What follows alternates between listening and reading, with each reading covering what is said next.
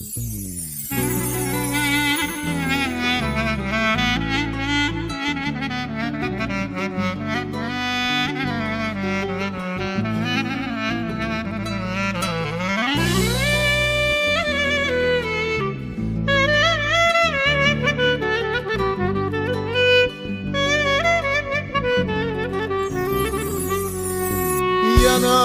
yüreğim yanar, kanar bedenim kanar.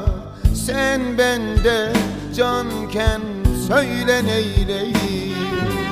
Yanar yüreğim yanar, kanar bedenim kanar. Sen bende canken söyle neyleyim. Gel diyemem gel, gör diyemem gör. Sen bende yasakken söyle neyleyim. Söyle yar mı diyeyim, söyle can mı diyeyim. Söyle vaz mı geçeyim, söyle. Söyle yar mı diyeyim, söyle can mı diyeyim. Söyle vaz mı geçeyim, söyle. Dinle İsa'yı, ibadet bildim seni. Söyle, tövbe mi edeyim, amin mi diyeyim.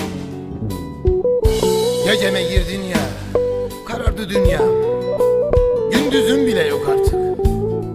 Yaradanın bir kuluyken söyle neyledin beni. Bir avuç toprak, bir avuç toprak atsalar üstüme, girsem yerin en dibine.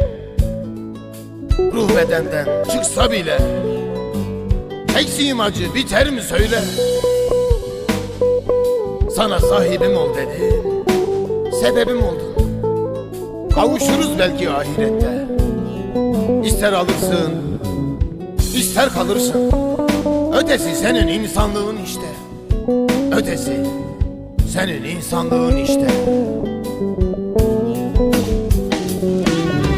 Ağlar yüreğim ağlar, sızlar yüreğim sızlar. Sen bende tuzakken söyle neyleyim.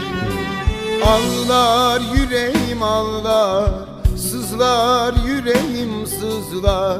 Sen bende tuzakken söyle neyleyim. Gel diyemem gel, gör diyemem gör. Sen bende yasakken söyle neyleyim. Söyle yar mı diyeyim, söyle can mı diyeyim. Söyle vaz mı geçeyim, söyle.